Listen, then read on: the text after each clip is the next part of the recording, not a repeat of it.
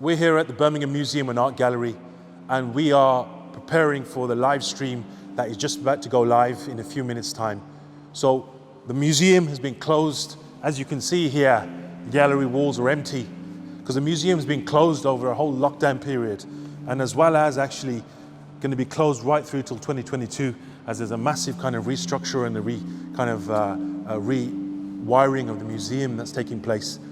I know this because I'm actively involved as a trustee of this museum. I've been working with the museum for quite some years now, just as someone who's born and raised in the city, who's someone who's passionate about reactivating spaces and connecting new audiences with these buildings. But a few years ago, I came on board as a trustee. And today, we're about to kind of do a bit of a museum takeover. First event for many, actually. An event that's live streamed exclusively from the museum. There's going to be a small live audience, a very, very small socially distanced audience. But we are quite excited because this is the first time we're kind of really coming out together, where we are kind of activating these spaces. People are struggling. People are still working out how to reconnect, how we operate once again. So to be transforming the museum space, and I'm about to walk you through, as you can see here, the round room of the museum, bare walls at the moment. As it's a kind of a unique opportunity with a new CEO in place who we're going to be talking to shortly as well, who's going to be live with us on this live stream. New CEO of the co-CEO, Sara Wajid and Zach Menza, who are kind of harnessing this moment as we realign, recalibrate, reconnect with one another, and look at how we reactivate these spaces. And that's the theme of our live stream. The live stream, over the lockdown period, we were doing like once every couple of weeks from my garage at home, and we called it Congregate. And the reason for the stream was, again, just globally connecting with people. It was a unique moment in history where we saw people all struggling with the same issues. So we are now bringing this Congregate concept that me and my organization, Soul City Arts, and the team together, we pretty much are bringing an exclusive version of Congregate, but not in my garage at home, but here in the museum, Birmingham Museum. So it's kind of like almost ghostly empty to be in this space. It reminds me of that movie, right? We've all seen it, The Night at the Museum. And that's what it feels like in these galleries that are just literally soulless at the moment. And to take over a museum space, which you'll see, the gallery that we've kind of brought our little Soul City Arts magic to through lighting it, bringing some fantastic, amazing artists that are using soundscapes and visuals to kind of just reconnect and use the space in an interesting and exciting way. So here we are. You can see this museum. We just walked through the Faith Gallery of Birmingham Museum, and just in the next gallery, I've been quite blessed to have put on some exhibitions and shows in here and performances. And here today, I'm quite blessed really that this is almost like the first event for, at the museum, for the museum, but also for us at Soul City Arts. We're itching to reconnect. And I'm about to now just take you through, and we're about to go live in a second. As I take you through these doors here, you want to follow me. And this is our little kind of transformation. And we're going to be going live as soon as we walk through this door. Welcome to Birmingham Museum and Art Gallery. We are here at the museum, which is a bit of a transformation of the museum for a special edition of what we call Congregate.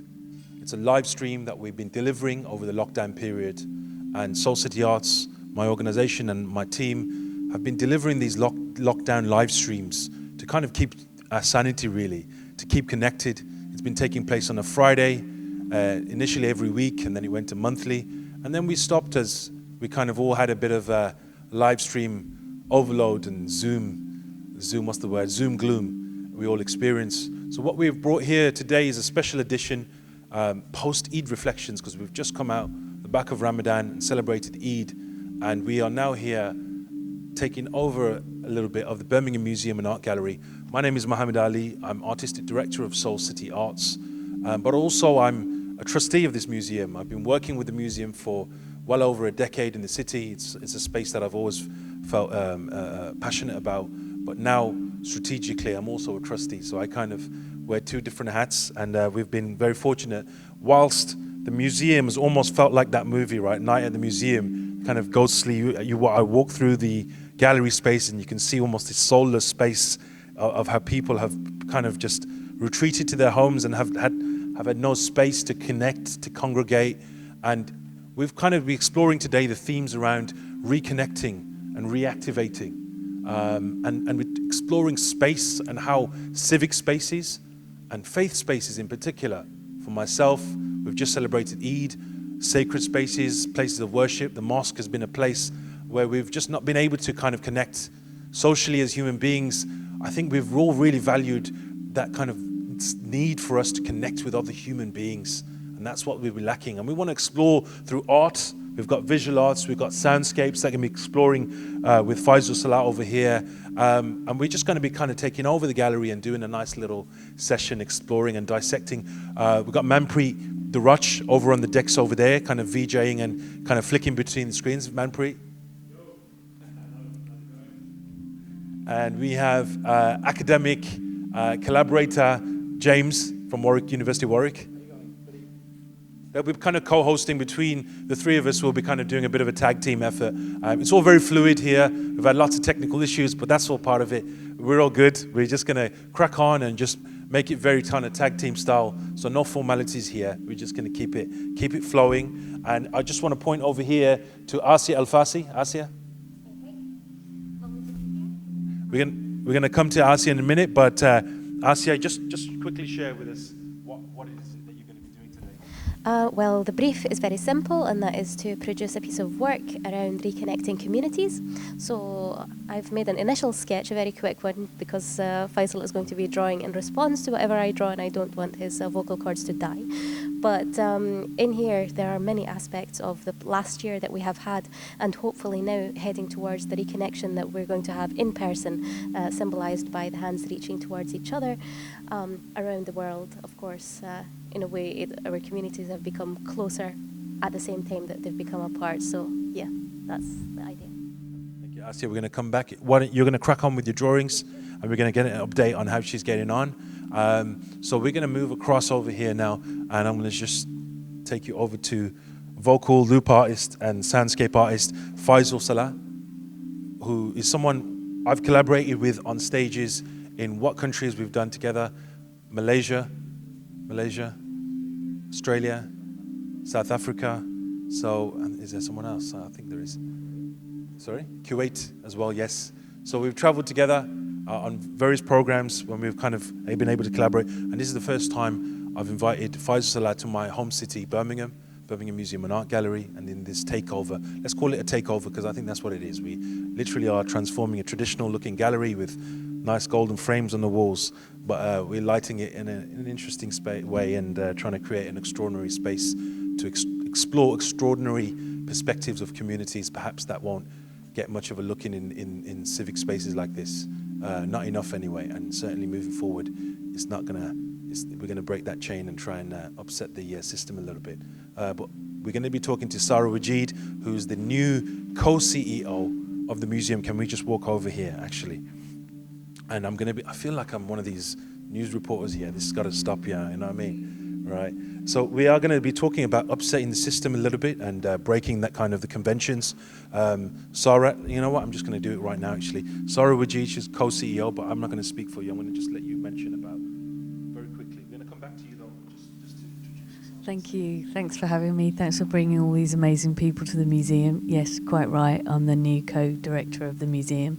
It's a really special honour to be here, particularly with Soul City Arts, because last time I was here and working here, the incredible Nights of the Raj exhibition was on, and I saw what magic Soul City brought to the museum. So to be back here is really very special. This is my first public event back here in the museum, so to feel it filled with love and humans is very special. So we have Sara Wajid, and we've just got a small kind of intimate audience here, very creaky floor here.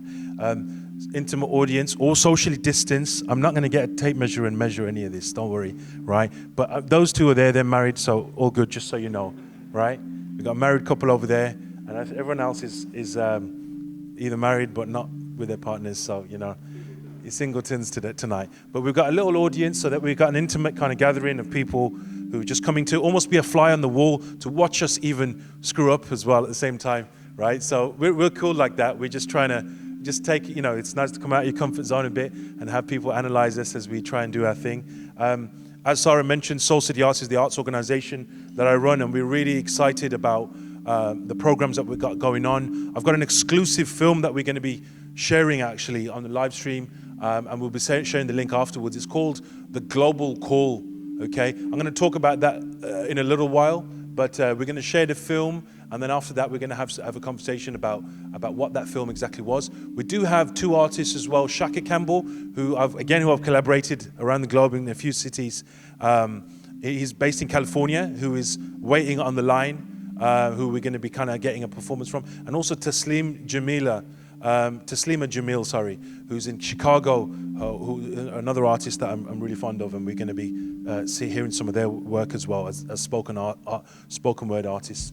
So, welcome to Congregate. It's amazing to be here in the room in the Birmingham Museum and Art Gallery. You know, we were here, like Sara was mentioning, a couple of years ago for Mohammed's Nights of the Raj exhibition. I want to turn it over here and look at this camera now.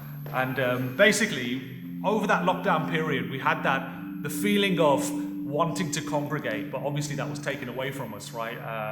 And it was an opportunity for us as creatives, not just here in the UK, but also around the world, to connect on pertinent global issues that were happening at the time. You know, during lockdown, we also went through that whole period of Black Lives Matter, the George Floyd incident, the murder, the killing of George Floyd.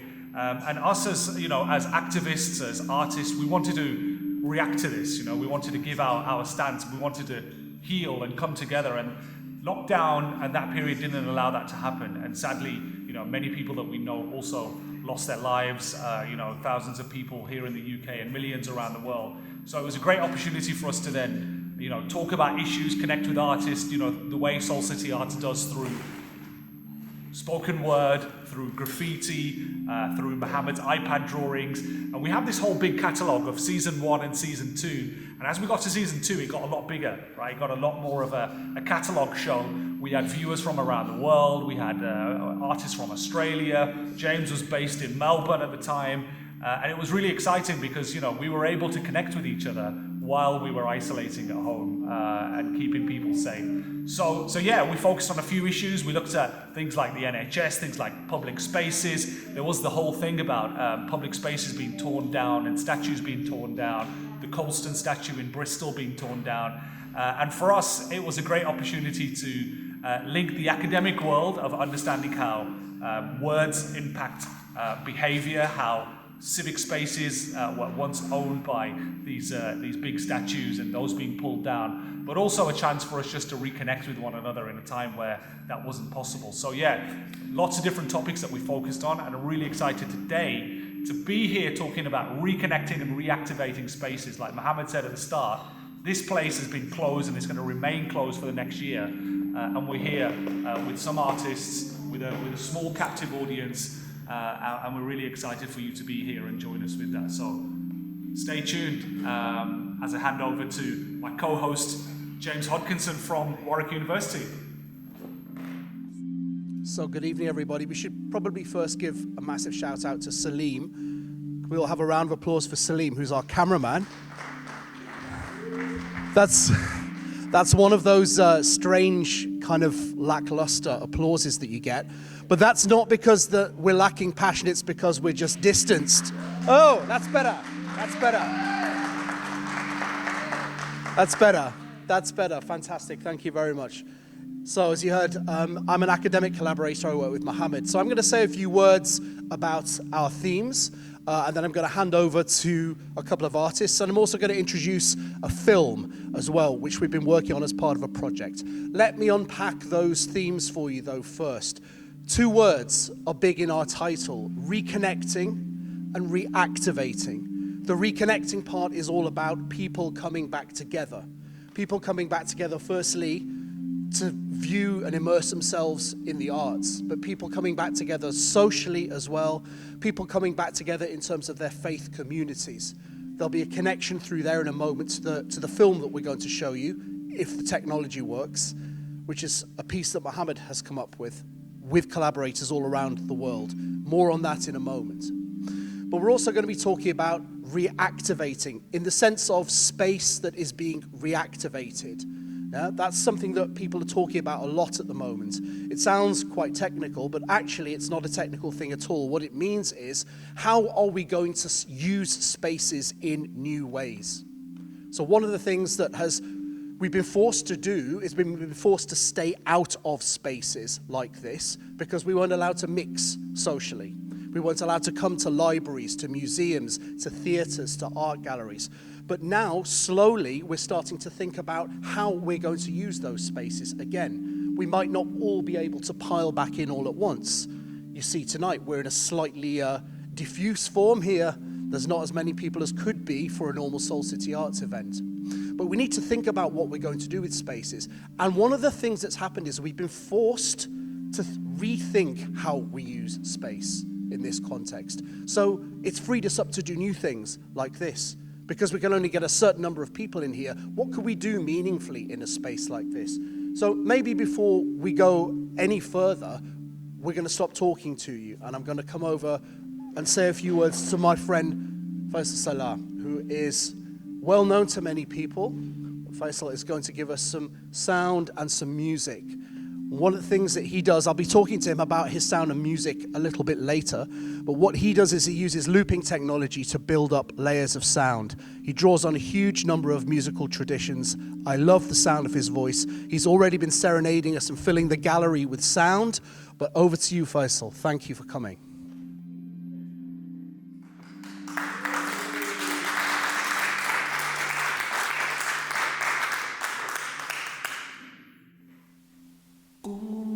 La la la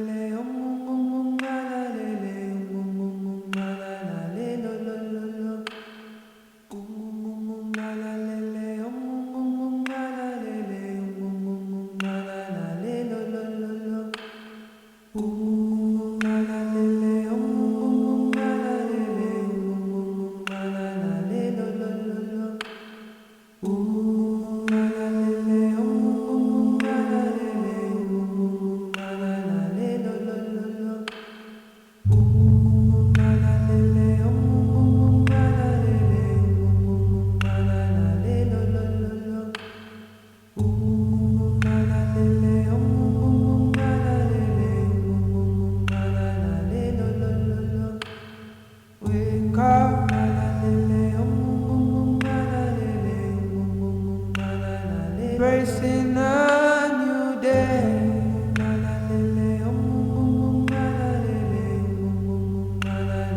We all wake up. Hey, hoping love will carry away. Hey, we are all human, interconnected by threads of time.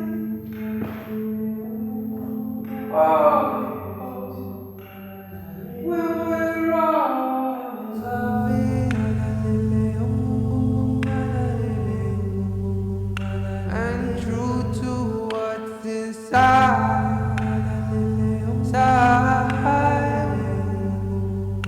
We find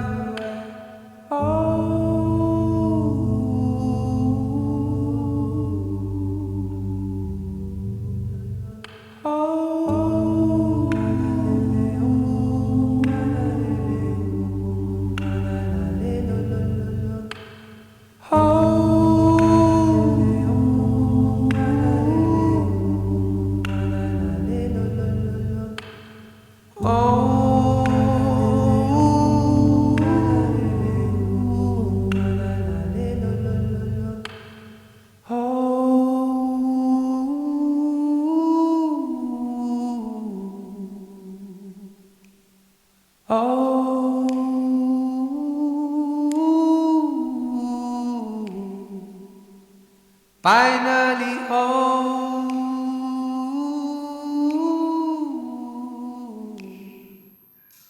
We're finally home.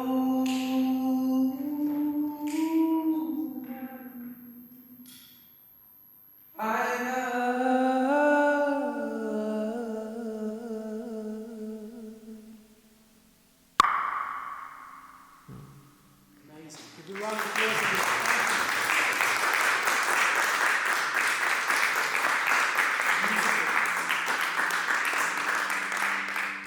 Now I'm going to take you back round to this side. I'm going to see if the film is queued up. Are we ready to go, Mohammed, with the film?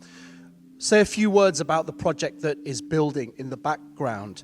Mohammed and I have been working on a project together with Soul City Arts for some time now, which is all about the representation of Muslim prayer in society and culture. And the working title is Waswasa, right? Whispers in Prayer. That's the title of the project. One of the things that we're really interested in doing is taking the project to different global locations and working with Muslim communities to find out how they experience the act of prayer and how they practice the act of prayer in their different geographical and cultural settings, and how it's changed over time, how it's been misrepresented and misunderstood by media very often, but how it still forms a central part of their spiritual life and their social life, and also about the difficulties they faced about not being able to do exactly what we're doing, congregate every Friday for Friday prayers, for Jummah, to pray together as Muslims are told to do. So one of the things that we're doing now is we're starting to pilot that project. And Mohammed's come up with a film which is called The Global Call. Mohammed, would you like to say a few words about it before we start? So this project, Waswasa, is something that's going to be showcasing in 2022. It's a major project that we're very excited about. And as a little bit of a prelude to it, we have put together this call for prayer video, and during the month of Ramadan we organized the filming of the call for prayer across the globe. We filmed in New York, in Kuala Lumpur, in Melbourne, in Cape Town, in Birmingham, in Cardiff, and Toronto. Right now it sounds kind of crazy. People said to me, what, you flew around to all these locations?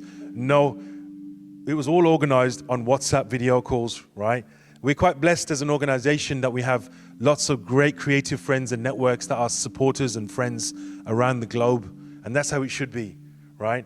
And all of these people, during the month of Ramadan, they pretty much said, we're ready, right? And that's what we're about, mobilizing people, building alliances, and just getting creatives to kind of just connect together and increase that connectivity that we're talking about today.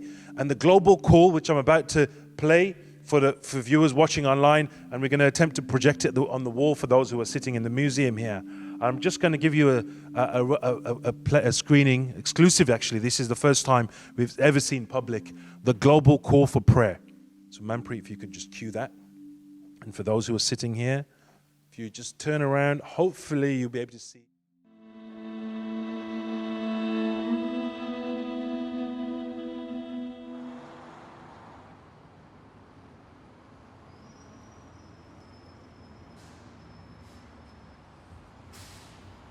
الله أكبر الله أكبر الله أكبر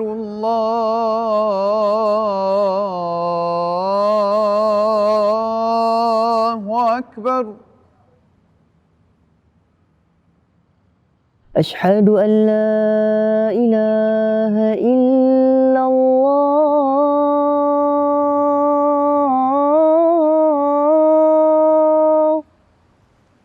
أشهد أن لا إله إلا الله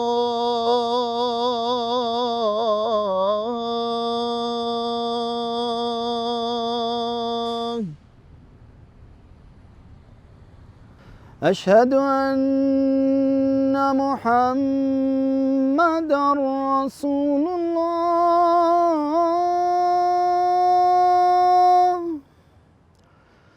أشهد أن محمدًا رسول الله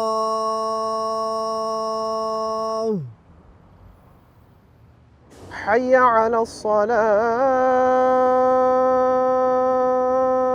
الصلاة حي على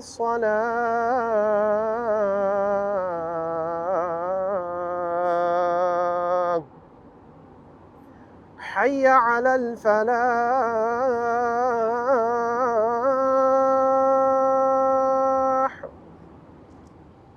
حي على الفلاح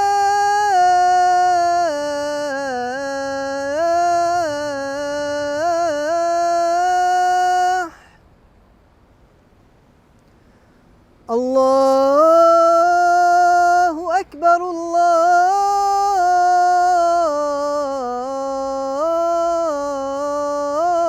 الله أكبر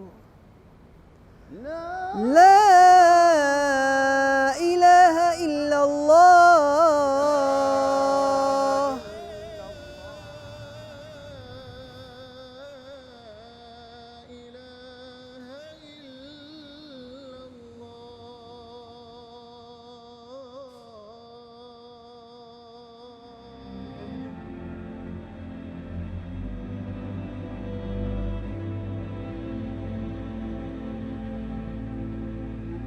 We have just shared really what we've been doing. Literally, that footage came in a few nights ago, even from Melbourne. The same people who were filming, they can't go out now because they're under a 7-day lockdown. So it just shows that the challenges that we're still facing of people who are crying out to really go out and engage and express their faith in their community and, you know, and come together. But, you know, these guys have filmed literally the day before they went into lockdown. Now, the film and what you saw, I mean, it makes my hair stand on end, really, even watching the last scene especially, which is Birmingham. We presented Birmingham, and, you know, we managed to get onto a roof in Digbeth in Birmingham and film. And we had this young individual, his name's Abdullah Saif, and he calls the prayer, the call for prayer from the rooftops. Now, this call for prayer, or the global call as we call it, you know, one would say, you know, it's about interfaith, it's about sharing our faith and getting people to understand it and demystifying the Islamic call for prayer and the Muslim community. Whilst that is, of course, an interest and a focus, to be totally honest, that really isn't my goal. That's probably a side, you know, focus, if you like. But the truth being, it really isn't about that. This individual who stood on the rooftops in Digbeth stood tall and proud. Second generation represents me as second generation immigrants, to stand tall and proclaim your faith and say, this is who I am. Our parents, my parents, who chose Birmingham as a city to migrate to from Bangladesh in the 60s, who are now both buried in this city only recently. This is the city that we now stand on top of the buildings to openly express our faith, our Islam as Muslims. However, is this film for just Muslims, or rather is it for anybody crying out to express themselves in the face of going against the grain, to say, you know what, I can be me. As soon as we start to be confident and able to stand on top and say, this is me, stand on top of the world and say, this is who I am, then you know what, things will start to change. But we first must learn to celebrate who we are. So that's kind of giving you a real insight into the global call for prayer, as well as the Waswasa project, which I'm very excited about, demystifying, decoding, and exploring this Islamic, the prayer, but actually being something that connects us all, where we ask questions about ourselves, our own identity, and about all of communities, who are struggling with themselves and expressing themselves. So now, I'm going to pass back on to James.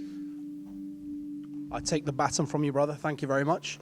Well, it was great to see that film being shown here and see how it's come together in just a very short time. I was worried it wasn't going to happen. But hearing that chorus of voices at the end is so powerful and very moving, I think. And it's really important thing to do. And it's interesting to have heard the two perspectives, how important it is for the Muslim community to see their own faith reflected and proclaimed with passion, but also to invite the outside in, to invite non-Muslims to decodify and demystify that. Think about, we were talking about this the other day, how non-Muslims hear the sound of the adhan, the call for prayer. Where do they hear it? So often they probably hear it in episodes of I don't know, Homeland or something like that, or in TV series where, you know, the backdrop is somewhere in the Middle East and it's a kind of thriller or a crime drama, or, you know, special forces unit is going into strike against Al-Qaeda or something like that, and they hear this as part of the negative soundscape. Yeah, it's almost like a kind of preconditioned response. So we want to make it beautiful again, and that's part of what that film was all about. We've heard sound, we've seen film. Now we're going to move on to look at something which has actually been happening very quietly, very subtly, but very powerfully in the back corner. I'd like to introduce you to Asya Alfasi. We've already said hello, but you've been drawing away while all this has happened. So are you going to tell us a little bit about what it is that is taking shape on your canvas there, on your piece of paper? Yeah, sure. So the theme reconnecting communities is one that I've been thinking of for the past couple of weeks. How to draw, as a couple of paradoxes have unfolded over the past year, where communities, the local communities, in a way sort of disappeared, but reconnected somehow on a larger scale globally. So as people became more connected online, as we awaited, and I guess for a lot of the time, everybody's been counting down the minutes to be able to hug again. So it's that touch that somehow now just seems so special that we used to take for granted before. And during those moments, I recall over the past year, so many stories, I think, that have echoed across the countries, no matter where people are from, no matter which countries, which continents, which communities they are a part of. Stories of love and loss, stories of suffering, stories of giving. So in this scape here, I have as a backdrop of, I guess, video calls over the past year. So you would have mothers with newborn babies that were unable yet to meet their families. You have grandparents who are trying to keep up with their families over this, I guess, new technology, something that they've had to struggle so much in order to. Usually people take their time in getting to know different technologies, but now this was forced upon everyone over the past year. We have nurses, we have doctors, we have kids who have turned 1, 2, 3 years old. We have a schooling system that has been turned on its head. So we have teachers who have come across as completely new heroes of a lockdown that has forced so many children to miss part of their schooling. So we have had movements across the world over the past year, whether it be, of course, Black Lives Matter or more recently with Palestine.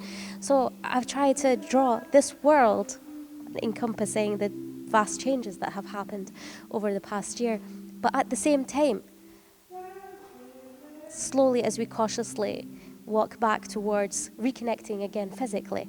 So I hope that on the backdrop of the connection that has happened over the past year, our reconnecting physically is going to be so much more powerful than we would have deemed otherwise. It's something that we will not take for granted again. And so just that mere reaching forward towards each other, even before you make the connection, like the anticipation there is something that is almost palpable. And so this is what I'm trying to capture, all of that on the background again of the past year, because in itself, perhaps, touch is not maybe such a big deal by itself, but in such circumstances, it definitely is. Thank you very much. MashaAllah, fantastic to hear all those stories. Maybe I could just ask you one question back. I mean, you're a manga illustrator, so you're very influenced by that tradition of drawing human forms. And one of the tensions maybe that Muslim artists feel themselves to be in is that they're caught between different traditions and different viewpoints within their own faith. And one of those viewpoints is that the human form should not be represented in the way that graphic art does represent the human form, and hence you have the tradition of geometric design and pattern, which is abstract in certain Islamic traditions. Do you find yourself in a kind of tension because of that, and is it something you just do and say, it doesn't matter, this is who I am, or have you had to negotiate difficulties as a Muslim artist over the years? I feel absolutely no contention at all in this. I do believe, unfortunately almost, that we have cultivated a really strict tradition that precludes so much creativity and so much, I think, like logic that Islam in itself affords us.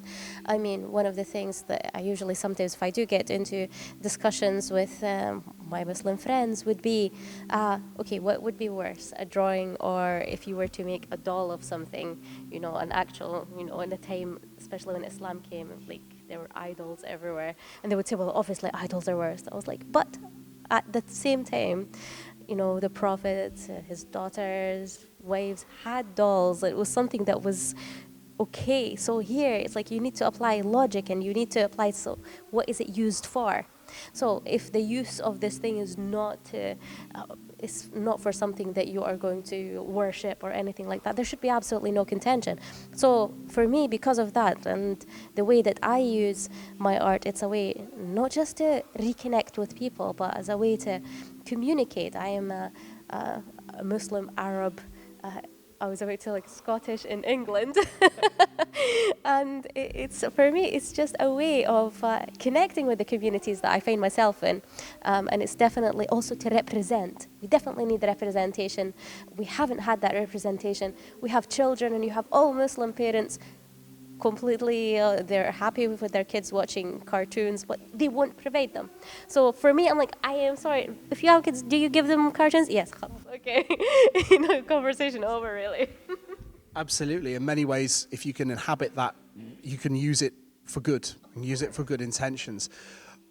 So you've seen some fantastic art forming. There's also some digital art being done on Mohammed's iPad, which I'm going to take you to have a look at in a moment, but not just yet. Not just yet, come back with me this way, because we're going to go meet somebody from the gallery. We've seen various examples of how space is being reactivated in different ways today, but we're going to get a perspective now from Sara, from the museum and art gallery itself. She's going to say a few things to us, a little bit about the museum, about what's happening here, why it's in transition. Here we are, she's behind me, I don't want to walk into her, and exactly the significance of tonight. So the museum is currently closed. Tell us why and tell us what's happening. Well, so many museums have been closed all this time through lockdown, obviously for the same, for the obvious reasons, but this museum is a bit different again, and this lockdown is a bit special and extended for us because this building, you can see it's quite glorious and magnificent, you can hear the incredible acoustics, but it's also very old and in some ways in really urgent need of attention.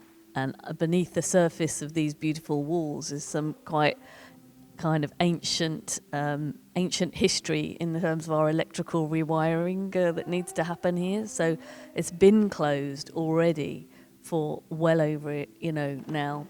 It's been a long time since we've been closed because we've now need to fix all of these electrics. So it's not going to reopen now where all the other museums are opening. So it's we're in deep hibernation in this museum. This isn't just normal lockdown. We're going to be closed for a while. So you say deep hibernation. What does that mean for an institution like a museum and an art gallery? Yeah, I mean, it's very strange because like museums are like halfway between libraries and theatres. They're a centre of knowledge and inspiration like libraries, and quite often a sort of almost silent communion. But on the flip side, they're also theatres because they're spaces of performance and sociable and, kind of, you hear little children laughing and, noise and performance. And, when they're alive, it's because there are people in them. So for a museum to be empty of people is a really eerie and ghostly thing. You've been setting up here when there haven't been people here. You know what it feels like. The deep cold is another level of cold. It's another level of quiet. And I was appointed as co-director last November. So I've only started in this role since the museum's been closed. So to be here tonight, this is the first public event, is incredibly special to see how you've managed to bring through the talent, the energy of the people, and artistry, performers, the filmmaking, the lighting, how you have not only kind of reactivated this gallery, but brought Birmingham kind of alive for me. I've been experiencing Birmingham in hibernation, and now you're sort of reminding me and showing me how incredibly special and magical it can be, even despite all of your technical difficulties and the museum being so cold and closed. It is pulsing with life, and I can't thank you enough. Well, thank you for giving us the space. I mean, that's a very powerful thing to hear. I mean, we're actually in this gallery. It's the 18th and 19th century portrait gallery, right? So there's lots of pictures, very fine oil paintings of, let's face it, white people, right, all around the room. And we have a very diverse body of artists and people, which is represented by Soul City Arts here. So when you say we're bringing Birmingham in, it's something about, a kind of benevolent takeover. We're using that word takeover, right? And does that sort of point the way to the future for the museum? Is the museum going to be thinking about issues like that in the future? Yeah, well, one of the things about, this sort of enforced closure is that it forces you to do a deeper level of thinking as well, because you always say, like, we want to change things. We want to kind of go back to the kind of root and branch and work out what this is all about and who it's for. And you never really have a chance. So often museum directors are like, well, we'll get to that important, huge, fundamental change next week after we've fixed the plumbing or we've done the funding application. But this has really meant there's no excuse but to think deeply. So now thinking about the way working with creatives and communities and centering communities is this is the perfect opportunity to kind of learn from this, scale it up so that it's not just a one-off kind of at the great kind of efforts and expertise and lengths that you've all come to do this and pull this off. This should be absolutely sewn into the DNA of the way that we work in the future. For me, I'm seeing that film projection there of the call to prayer was. I was born in Pakistan, and you were sort of referring to this being Congregate and a sort of Eid, post-Eid moment. I didn't really have an Eid this year because my mum's in South Africa. She can't come back from the lockdown. And to be here and to hear that call for prayer projected onto the walls of this august institution that I'm now leader of is very Birmingham, and very, very special for me as a British Pakistani to hear that and see that. It makes me think of my relatives in Lahore and then to realise that this was filmed just a few meters away in Digbeth as well, some of those rooftops. It's what this is all about, and the future of this institution and the way that we will do culture here will be, this is very much a taste of things to come. Thanks, Sarah. Fantastic words, and great to hear about the future of the museum. I'm going to take us back, and Salim's going to come with me, I hope. I'm going to try not to trip over cables or walk into our hugely supportive audience. Could we have a little shout out in the meantime from everybody, please, to show your appreciation for Faisal's wonderful soundscape?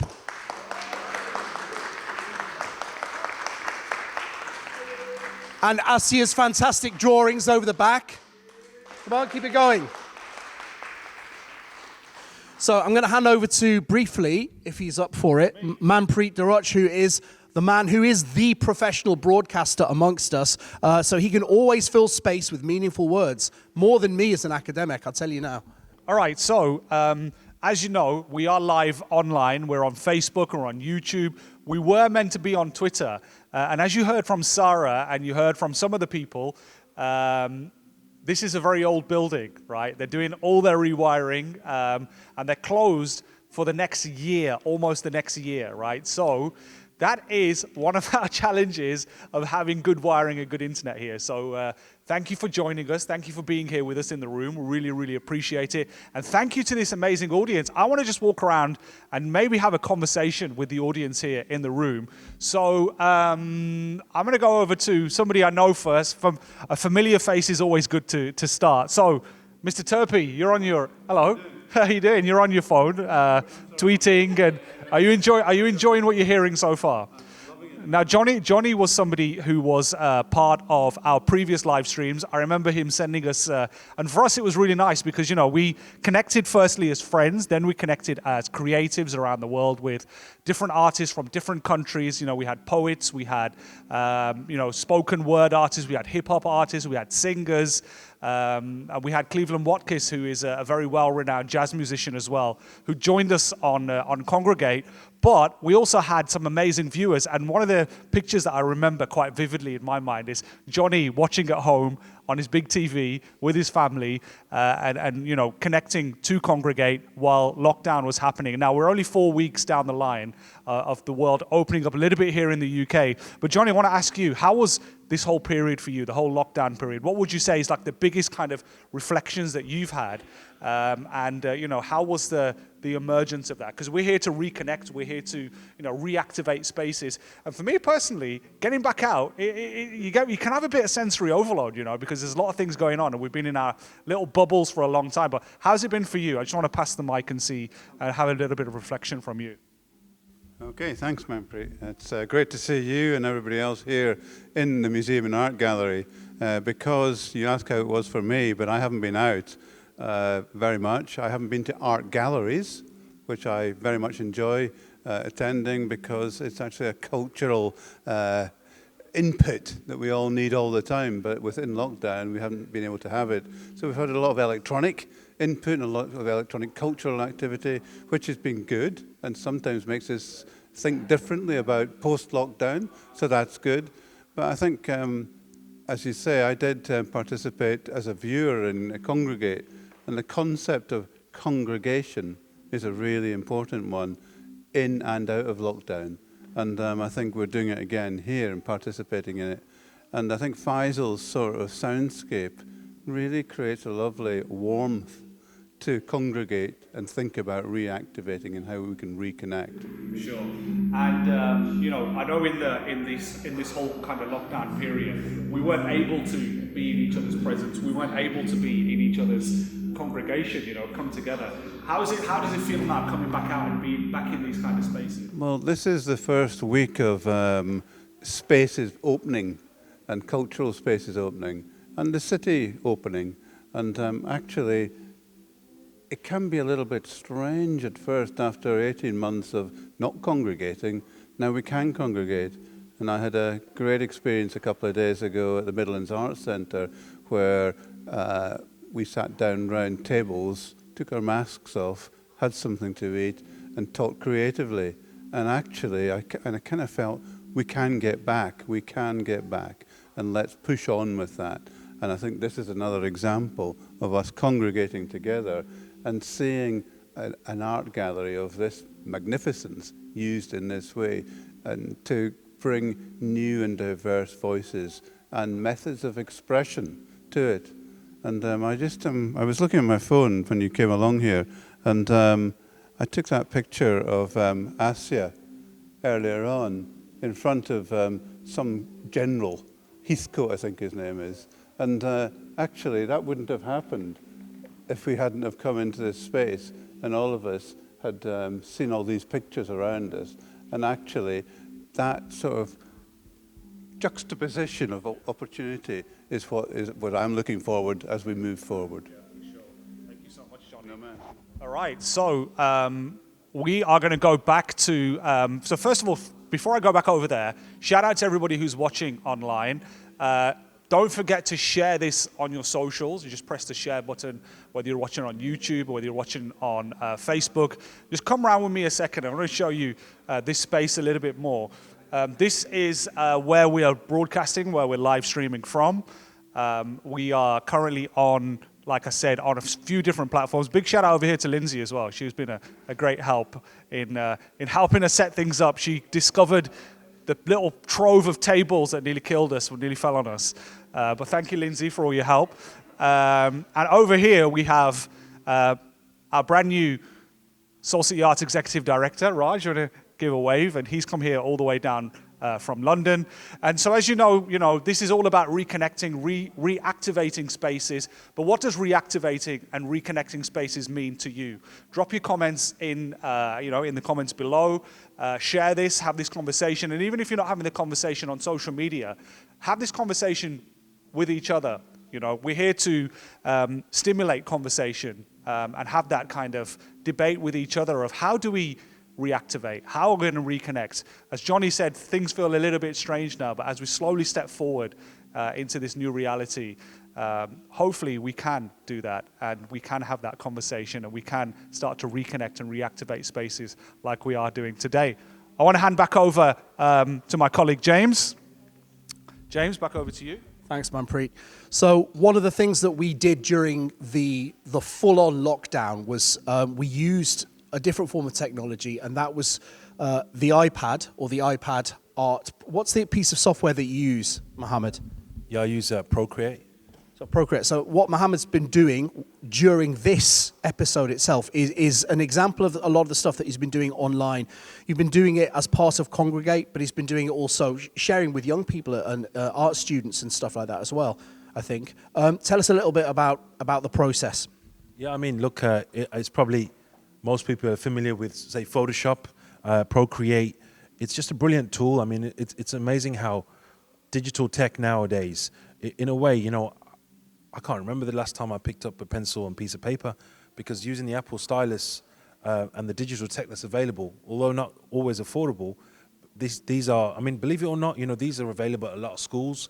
Even hospitals have them, as I'd experienced recently with my mother when she was in hospital. These digital tools are becoming so much more accessible and actually creates more interest in a way. I mean, let's face it, the reality is we can't compete with a digital format, right? We can scream all we like about YouTube, with children being hooked on YouTube, but the reality is we've got to embrace the damn thing, right? So the reality is, let's run with it. Schools and institutions need to kind of go, how can we inspire people to get into creativity? You know what? You got to get them some tools and some brilliant tech and some amazing apps like Procreate. That sounds like a big Apple push and an iPad push, but you know what? It has transformed how I can work, because look, here are my layers. I can layer things beautifully, and you know what? I can be quite fluid. This is what I like doing sometimes, which is just to make mistakes as well. I get off sometimes on the ability to do things and doing things quite live and screwing up as well. There's actually something quite exciting about the pressure of people expecting you to create some amazing art like on tap, and then you go, no, I'm just going to play, right? And that's what I'm doing here right now. I have no idea what I'm doing here. I'm just feeling the moment, listening to the sounds of Faisal in the background, and even the conversation as well. And sometimes I'm just doodling, because that's essentially what we all do. I always say every single one of us is a graffiti artist, because when you have a pen in your hand, whether it's an actual pen or an Apple pencil, you are projecting your ideas and you want to visualize them. And I always say to any community, especially my own, which is, you know, when we see the kids scribbling and you say to the children, stop that, stop scribbling. My advice is encourage them to scribble. Do not ever, ever, ever suppress that. Because when you you suppress people from anything, that isn't healthy. That's not healthy for that individual, and it's not healthy for society, right? The whole of society. I know it's a big and bold statement, but as soon as you suppress any people from anything, you're creating an imbalance in that person, and that has a knock-on effect on our society. So let them embrace creativity. Let them embrace these buildings that we are sitting in right now as their own. Let them celebrate these buildings and claim them, as we're speaking about today, about claiming such spaces. I get passionate talking about this because I'm a trustee, and we are now going on this new journey now as we try to reconnect. And you know something? I'm going to get heavy now. I was on a lot of Zoom calls at the start and during lockdown, talking about how COVID pretty much, like the world was on fire. Our cities were on fire, shut down, locked down. Everybody stopped in their tracks. And you know something? And I say this as someone who's experienced loss from COVID directly. So I think I probably have, you know, it's okay for me to say this, which is COVID really, the world was on fire. And my response was, and I said this in a group of meetings like artistic directors and cultural producers on Zoom, all struggling to find the answers of how we can, you know, carry on. And I said, you know what? It's on fire, yeah, but guess what? Let it burn. It needs to, because we're going to build something bigger and better. We cannot just trying to adjust the suit that we kind of almost outgrown. You can't just tailor it. You need to bin it and start again. So, you know, I get very, very passionate, as you can tell, about how we need creativity to kind of deal with the extraordinary problems we're facing, whether it's Black Lives Matter, whether it's the recent Palestinian struggle. It's not even recent, ongoing struggle that has only just resurfaced time and time again. We need artists to speak truth to power and go against the grain, because the reality is, you know, there is a suppression happening. People are suppressing it. Society is suppressing it. And the media is suppressing it. And it's our duty as artists and cultural providers and creators to speak truth. Fantastic. Thanks, Mohammed. Yeah, and one of the things that I suppose is quite transformative is using this technology is you're allowed to break into a gallery, aren't you, and throw colour on a wall without Sara getting angry at you. I mean, you started life, as many people know you originally, from actual old school graffiti art on walls, right?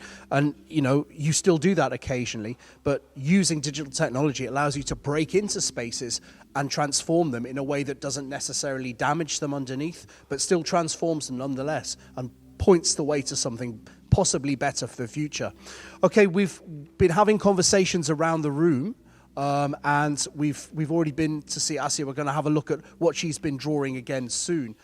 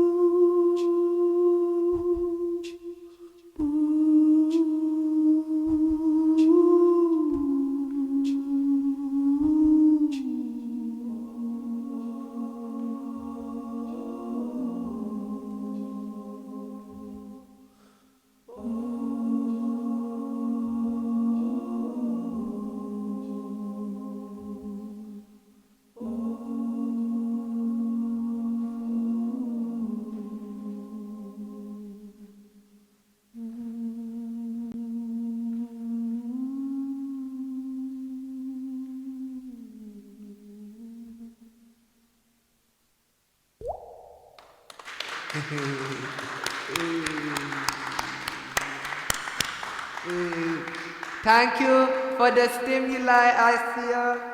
She gave me the inspiration. The specific frame that she put together that inspired my cotton socks. It was a frame of an elderly man, and he looked like the passing years of his life, 80, 85. But the smile in the anime frame is so beautiful and it's so warm. The person's weathered by life, but they still maintain the joy and the essence of it. So it's a bit, whatever I sing may feel a bit sad, it may feel a bit joyful, but all in all, it was in gratitude for all the cycles and stages we experienced. So thank you, Asia.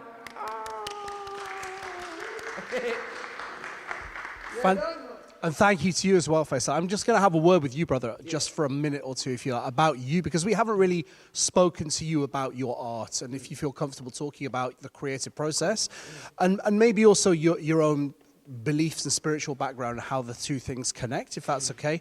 I was speaking to Asia earlier and asking her about, traditions within the Muslim world which seem to forbid certain things or allow them, and how she was positioning herself.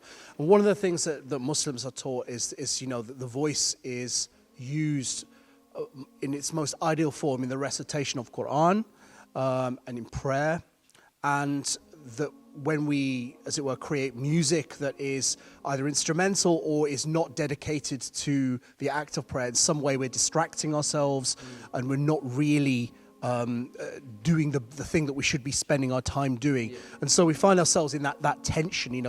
You will find a lot of people with a certain form of belief saying, you shouldn't listen to music. Music is a distraction, prattle in the ear. Yeah, there are hadith which tell us these things. How do you position yourself within that? Is it something you just kind of disregard, or is it something that sometimes troubles you, or how do you negotiate all of that? I feel like I'm at a different stage in my being with this specific question. During my formulative stages of connecting with my faith, the right and the wrongs was so huge, and making sure I didn't go anywhere near what I deemed to be incorrect. But as life grows on, you realize everything contains nuance, and everything contains balance. So we all need water. You drink too much water, you drown. So for me, what I ended up learning was life is a matter of just balancing what you're doing. So for me, the art I create, it's devotion. I could sing about anything else, but I'm devoted to what I'm doing, and in that it's an expression, hopefully intending to be a reflection of the expression of the Most High in what I'm doing. And that's why I do it. We seek to beautify our expression, we don't seek to express at all. And that's something that's close to me, so it's intrinsic with my understanding of faith, and it's non-separate. Also, I believe in the permissibility of musical instruments. Everything comes down to your intention. But for me, I use this for a reason. I come from an Islamic background where we have the beautification of the Quran. And that taught me that our actual tones and our frequencies that actually come out when we recite or we sing have the ability to shift our mood, shift our well-being, to actually shift physical ailment. So for me, the most potent device I try to use is just my voice alone to encourage others. If you can talk, you can sing. So wherever you feel from the sounds that are emanated, we have the ability to conjure that medicine for ourselves. Absolutely. I mean, there's a very long-standing Islamic tradition going back through all of the scholars about sound and music as being a way in which we can focus ourselves and get ourselves mentally and spiritually attuned before prayer. Yeah, it's about the preparation for spiritual experiences and this kind of thing. And to me, I can't imagine your music without your faith, even if your music is not literally expressing your faith all the time. To me, that's what I hear. You can't make it. It's inseparable. Absolutely. It's either you're a Muslim artist or you're an artist that happens to be Muslim. Either way, faith is imbued in what I do. Absolutely. I love God, man. Absolutely. And I think it's, hopefully we'll hear a little bit more from you before we end.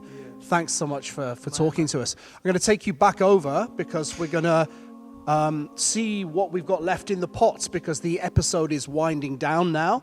We are nearing the end slightly, unfortunately. So let's have a look.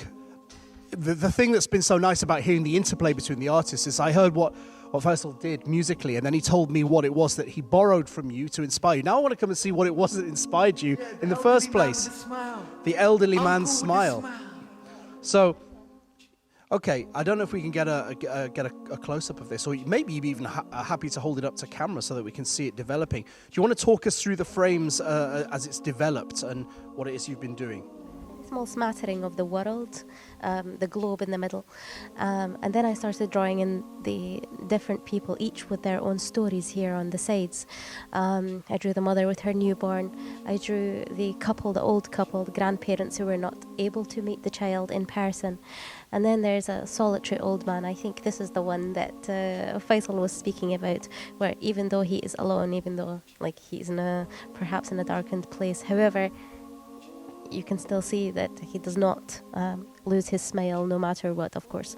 Even if he cannot connect in person with his loved ones, with the younger generation. But there is a sort of a gratitude. It's something that I have been, I guess, imbibing from what Faisal has been producing in terms of sound. And a lot of the times he keeps coming back to the idea of gratitude. And it's one that I resonate with a lot, because even though there has been difficulties over the past year, and actually with every year, in the end, what does actually remain is gratitude. I don't know if I have time just to say this super quickly, but there was in the Quran like this verse that I used to read before, and it talked about how we gave the Prophet Solomon the wisdom, and it was like the one wisdom, and I was just like, oh my God, what was the one wisdom?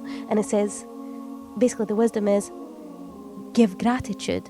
And at the time, of course, I didn't really know anything. I was like, is that all? How's that like a huge wisdom? But actually with time I realized that actually giving gratitude is the heart of growth.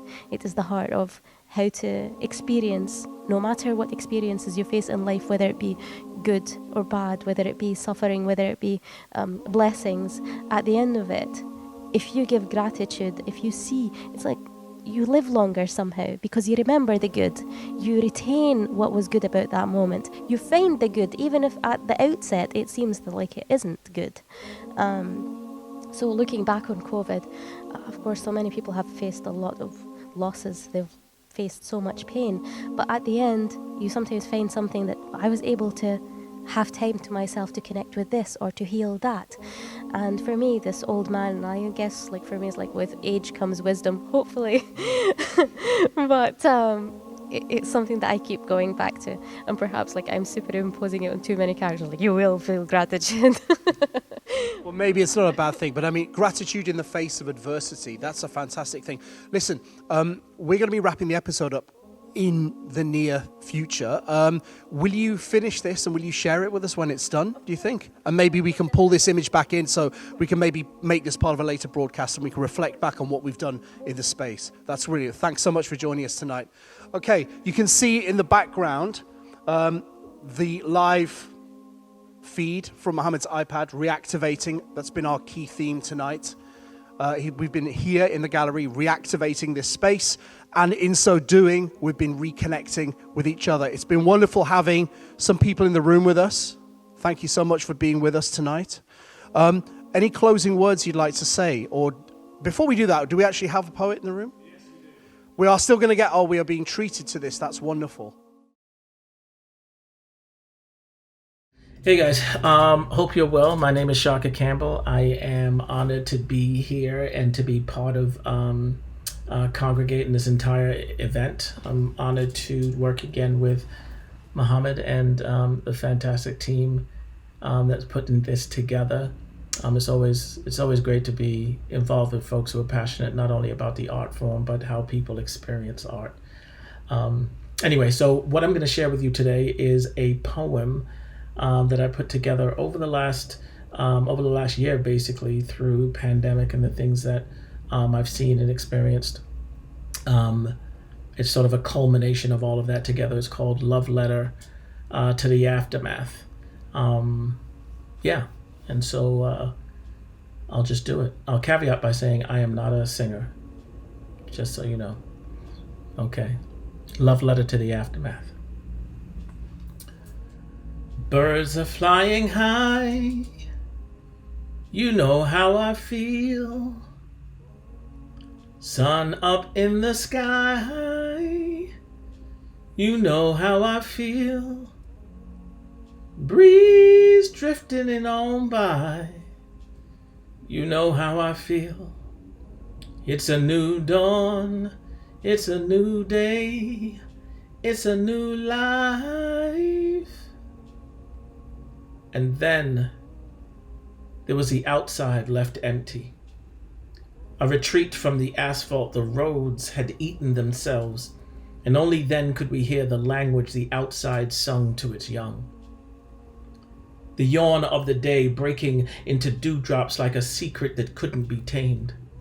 We saw how the leaves danced now that they had shed their human husks, how they play fought with the wind again and again, falling into a portrait of untethered landscape attached to nothing but themselves. But meanwhile, on the inside, our bodies became a house of windows looking for a new view of the world and aching to end the silence. But it's a new dawn. It's a new day. It's a new life for me. But the anxiety was fear. See, the opposite of grace comes as quiet grabs the air around me at night. I can hear my bones contract, my eyes empty, not from the lack of light, but to familiar my mind with how to navigate the darkness. See, then came the terror. More and more, like a sharpened scalpel, cut leaks of a narrative, a global nightmare sung in the key of naught. A stolen life then multiplied in its own image, a molted plight filled to the limits. There's no end in sight, it's no gimmick. There's many bodies laid dead despite the laws prohibit touch and breath.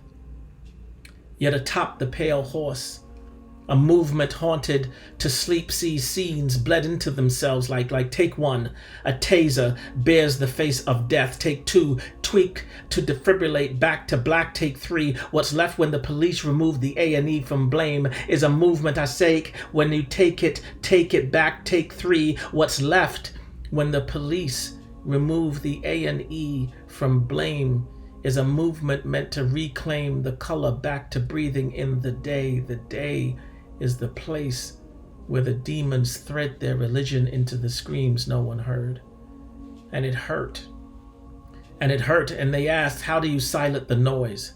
It must be deafening.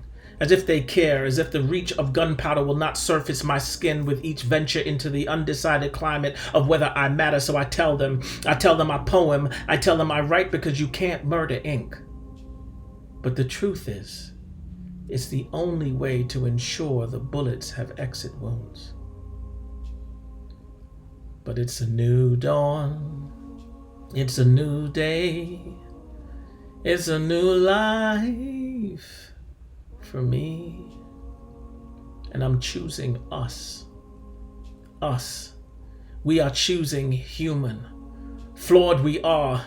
And as such, any attempt at time travel would destroy us, so we live for today. So after the normal settles and the earth fingers its roots back together to drink and nourish, we will tighten our hugs because we choose to.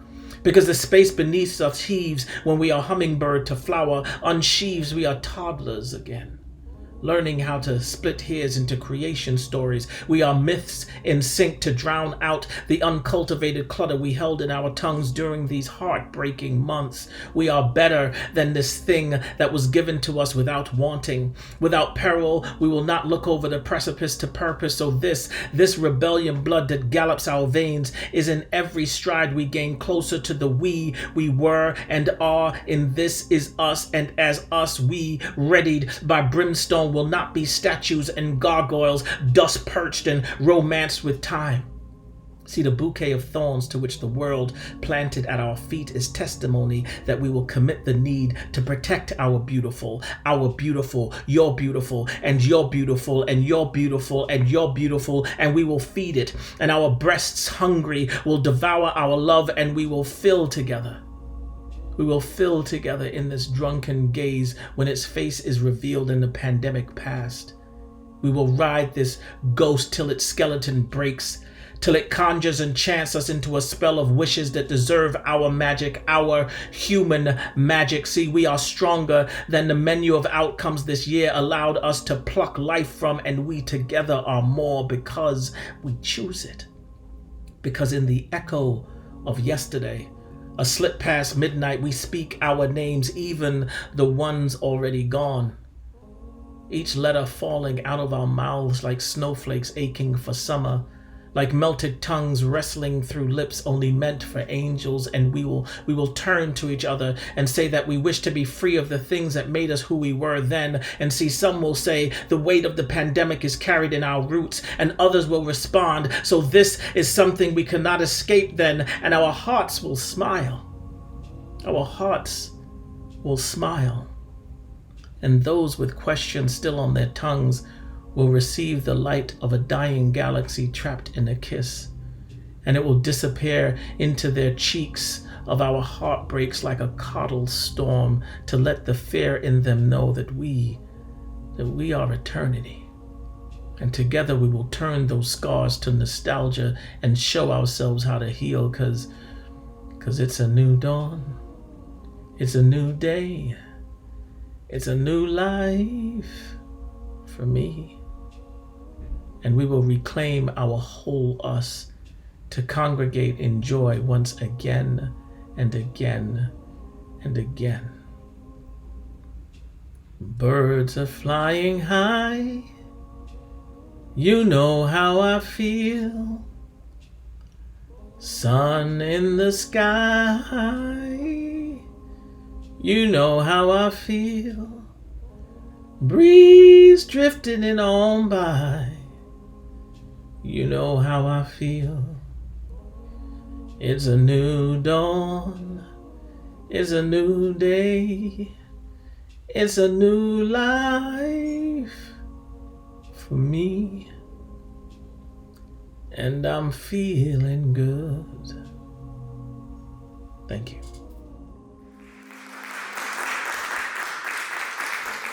We will be putting together what we've seen here and sharing this and rebroadcasting this with all the performers' contribution, the art that's finished, that Asia is still working on.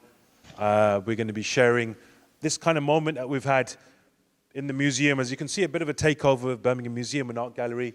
I've just projected my iPad on there. There's nothing much to it really, but rather just the act of graffitiing onto the walls of the museum is something, for me in itself, is a thing that is, that's kind of what we're talking about here really. Takeover, reactivating, reconnecting in ways that we have not been able to do so before. And it's for me, it's been great to bring in friends from the other side of the world. Tshaka Campbell, we heard his words. We're going to be hearing Tasleema's as well, just expressing these ideas together that the world has kind of been thrust together. That can be seen in Asia's work and in the poetry that we've heard already. So hopefully for us, this is just the beginning. Now that we've seen, and it's sad that an adversity has really had to take place, this challenge to really thrust us together. But you know something, better late than never, right? Maybe it was necessary, what I always call a kind of a glitch moment, an anomaly that was necessary for society to experience. This glitch where we kind of woken from our slumber was required. And I say this as someone who's experienced loss in my direct family from COVID. I say this as someone who's embracing that change that was necessary, even though it's a tragedy for some of us. It would be, I always say, it would be the loss of 125,000 plus deaths in this country would be in vain if we didn't wake up and fix up. A lot of people are angry. I'm angry. I've got a lot of people that are, a lot of question marks about how the government dealt with this crisis. But you know something? We can kind of fester in that moment. I can point the fingers and say, I absolutely blame the government for this tragedy of 125,000 deaths in this country. And And that's not something we're going to forget anytime soon. But we must act on that and actually use this moment to reconnect, reactivate.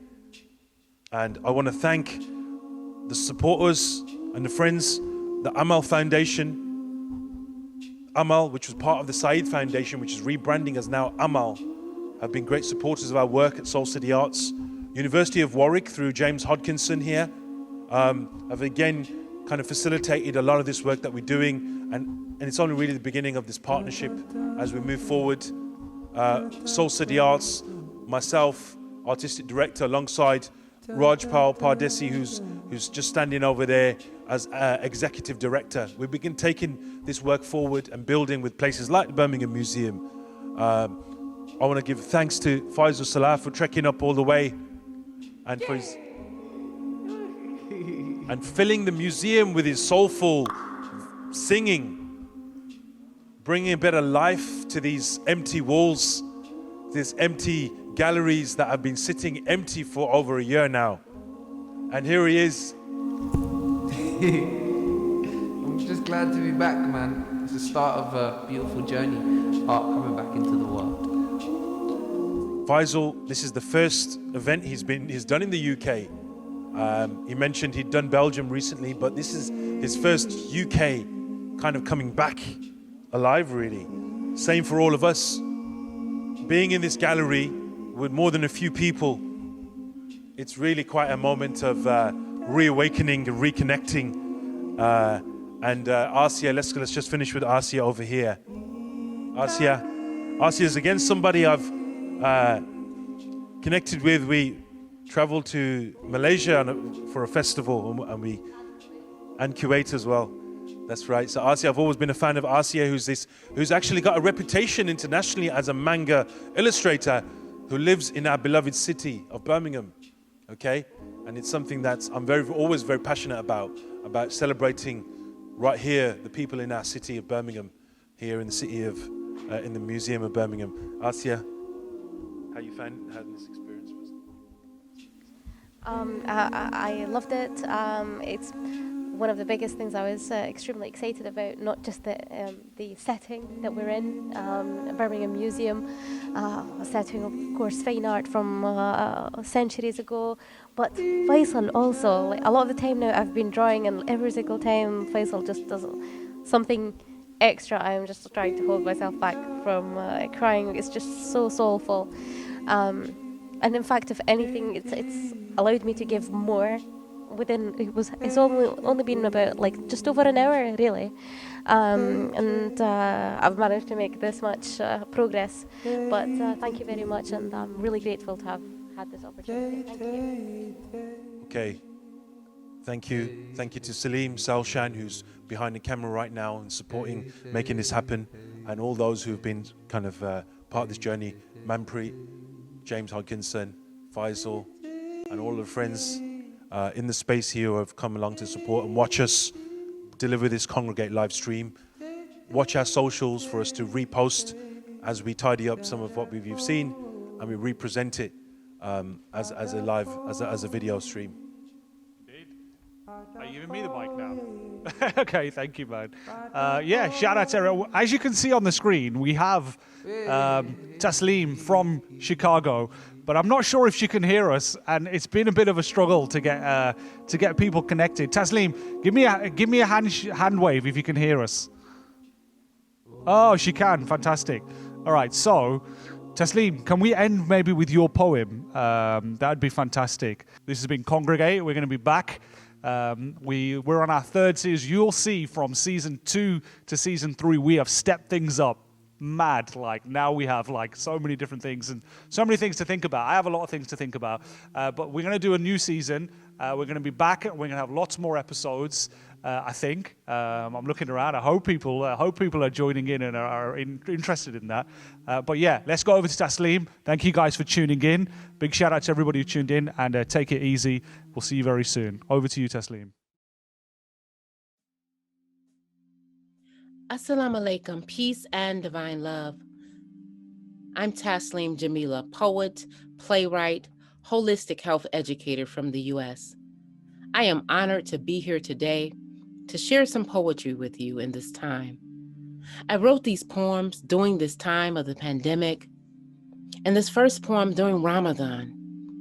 And it had me really contemplating and thinking deeply about my relationship with my Lord, with myself, and what is community in these times. Through treacherous times, we remember that heart bonds align, that communities are more than cement structures because they rupture, and mercy and grace has no boundaries of space, but elevates our faith outside of material place.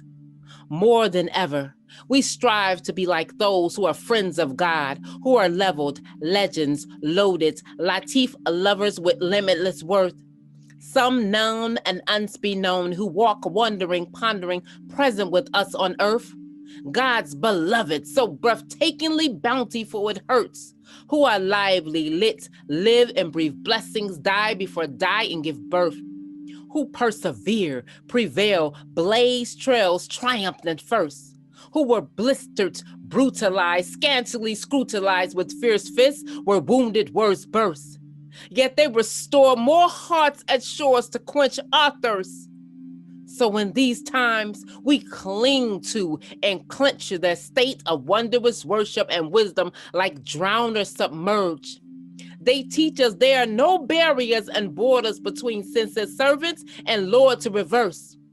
Illuminated Aulia, our preserved portals and guided gateways who God brings and springs forth. Ya Rahman, the most merciful toward us to reward us with vigorous virtue and verse, leading us to tap into the sacred secret inside secrets, longing illustrious love divine. The tool so captivating, it encapsulates, invigorates, and aligns and finds us melting into the existence of the sublime. And when you truly twist and tuck in, it begins the journey of losing yourself in space and time. Night penetrated and powered with nur, light upon light showers each soar. Our night nourishment seeks ascension on the odd. Oh Allah, forgive me, Al-Ghafar. In those nights, we taste the tantalizing textures of takbirs, reciting attributes of the supreme, ayah after ayah of Yasin. In the morning, you hear the angels at dawn say, Ameen, Ameen. And from every chamber of my heart, divine love flows like fresh flowers. As love for Rasulullah grows and empowers and expose the pure lovers upon hours, upon hours, upon hours, that know they can be froze with the Qasida bird of prose and never sour. Holy Quran dhikr, salawat a fixture, remedy for the sicker, al-Fatiha and Salatul Fatiha heal quicker, until the tinkling tremble tasbih fingers form numb, and they feel and see the beauty, bliss of the subtle healing hum that peaks and prostrates before the last stir in the first adhan, before Fajr comes or dawn. My heart beating like African drum. Ya Allah, the astonishing Holy Quran, the book of light, the best miracle of miracles to hook us right, to latch us and lock us and link us in tight, this legacy heavenly inheritance to contemplate and win bright. Like the Sahabas who wrote ayah on wood, rocks, and camel bones, we now have Quran on MP3, YouTube, HD, and Quran on cell phones. May we knock our nerves, unfold faith, and unblock bliss to no longer roam until we walk and talk and find our way home to reclaim, replenish our lineage that's strong. Ya Allah, only you know the secrets of this time, shifting paradigms and pandemics where treasures reside. And even in these trying times, each day you still send a fragrant wind and breeze to those who see, to remind us of your beauty, blessings, bliss, and your ease. Ameen. This next poem I want to share had me thinking about my ancestors and how resilient all of our ancestors are, and how they've all been through trying times.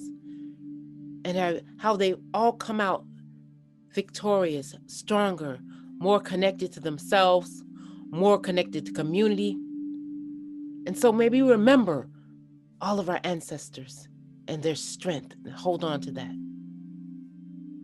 I'm reclaiming everything my ancestors prayed for, rebirthing legacies that got left at shores, reactivating activities and actions aligned that restore my high vibrational core.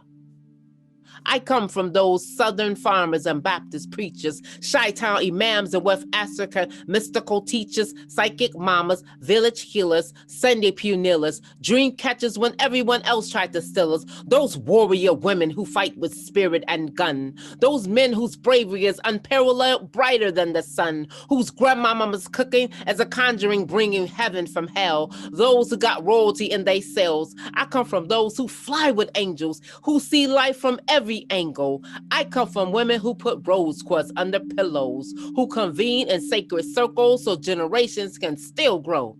I come from Mississippi and Alabama healers who resurrect everybody, they mama and the dealers, who sang freedom songs, who are God-like strong, who transform their front porches to become the community congregation. Kitchens are the sacred sanctuary, feeding souls and bellies with jar jellies and herbal salves and elixirs to fix her after she's broken. Hearts with distortions as we are reclaiming queens with royal rituals and transformative tinctures, getting back to the plants and the soup bones, the water bowls and the crystal stones with those deep African pentatonic tones, moaning music, even in our living rooms with our dhikr healing, prayer circles and hand claps, making possibilities plentiful from the mind traps. And those spirit imaginations, watered wombs and the shucking corn, elevating us to be reborn with the healing Oprah soup. I am from those who hold self-governing elder sessions, who listen to prophecy, that root connection. We are earth people, which anchors us in power, and it allowed me to fly free. They hold freedom in their eyes and hands. They are beauty boomers. The ancestors are calling us into grandma's bosoms in the backyards, baking, shaking us up, waking us up, waking us up, creating love beyond this realm to feel a piece of peace, to Sankofa to spring forth.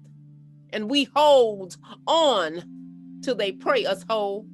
We hold on till they pray us whole, because they are whole.